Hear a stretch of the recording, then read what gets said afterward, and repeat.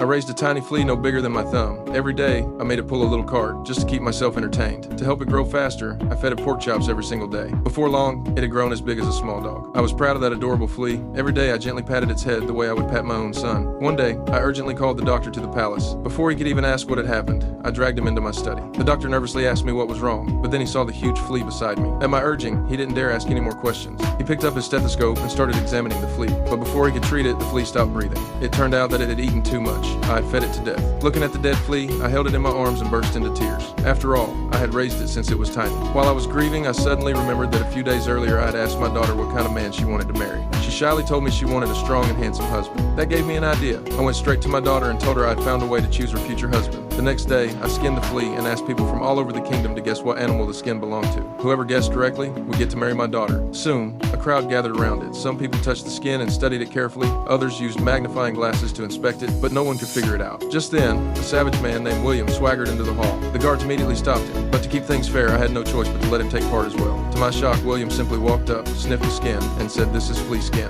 When my daughter heard that, her heart sank. She turned and ran out of the hall, then rushed up to the roof, ready to jump. I told her she had to think of the bigger picture. As king, I had to keep my word, and as my daughter, she was no exception. Emily had no choice but to accept her fate. And just like that, William dragged Emily away from the place where she had lived her entire life.